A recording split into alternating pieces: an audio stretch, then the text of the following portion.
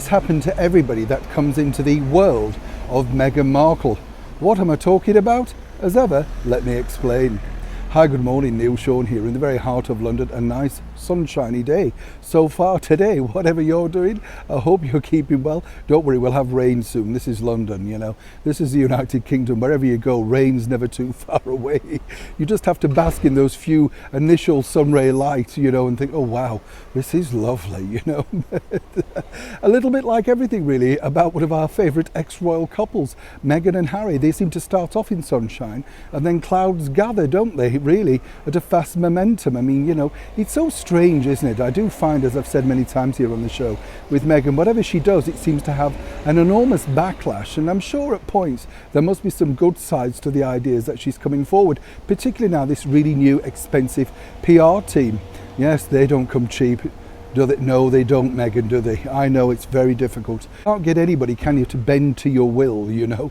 That's the trouble with PR people. They seemingly know best. But of course, you seemingly know best also. This is really now going to be a problem if, of course, you sit down with Meghan in the future. What I find interesting about this particular story is this week, of course, she launched that Variety interview, you know, the esteemed entertainment Bible that everybody's read for the last 100 years. Quite why she's on the front cover, no idea. Maybe sales are slack. They haven't exactly picked up because people have read the interview for free and everywhere, so there's no need for them to buy it or download it. So while people are aware of it, it's not necessarily good for sales. But here's now the bigger problem that I've been told from a very good colleague who frequently works at that esteemed publication. You see that apparently I've got the giggles, sorry, but apparently now they're all laying bets. Let me explain the reasons why, because as we now know, when you interview Meghan, very soon, very quickly afterwards, you will find that apparently it's not really her version, it's not her vision. She didn't like this, she didn't like that. You know, it happened, of course, that we found out via that book, Revenge by Tom Bower, when Vanity Fair did that wonderful piece for her, just as she was about to move into the British monarchy. And then, of course, things didn't go too swimmingly when she was asked to guest edit British Vogue.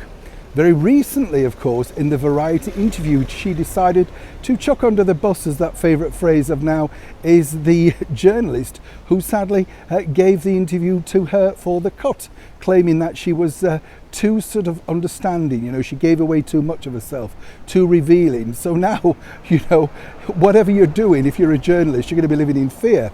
And this is what's become something of a bit of a joke internally at Variety. I kid you not. Apparently they've got a race bet on to see how fast when this takes a turn for the worst. And let's be honest, it's already speeding up at some speed right now, that Meghan in her next interview, a next missive, Zoom chat, whatever, will basically say that she was misconstrued and misrepresented, didn't really enjoy the sort of situation.